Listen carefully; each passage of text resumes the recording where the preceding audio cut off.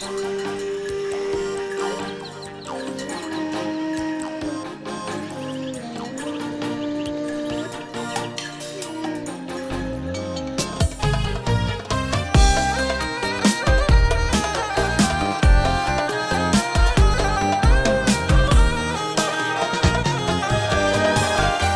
pek gövherde merret, kaşların yay baltıkan, sallanıveyden çıkanda eleme tay baltıkan. Dostuma kucak açıp bolluğune cay baltıkan, aklıma talan tanıp hoşumla allın baltıkan, baltıkan yar baltıkan. Sallanıveyden çıkanda men neler zanır yürü, gül yüzün gülmeye dar men bir zaman dursam gerek.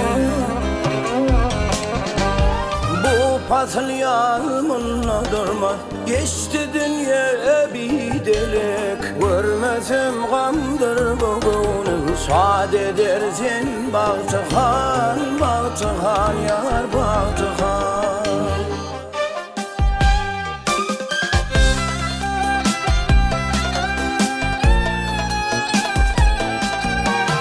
Hep velayetlerini gezdim, görmedim seni peri, görmedim seni peri.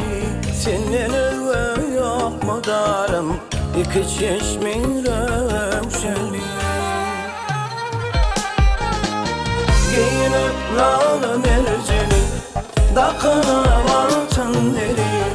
Bir zamancık sallanıp hoşumla allın baltıkan, baltıkan yar baltıkan.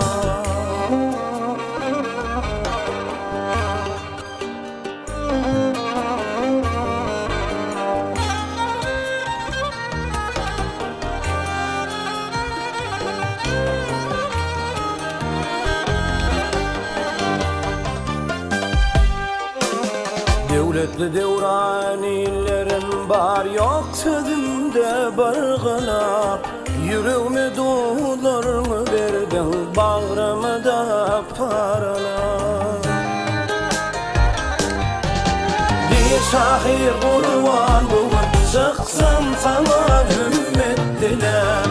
Kanda kalın könlüme ödün alacet baltıkan, baltıkan yar baltıkan.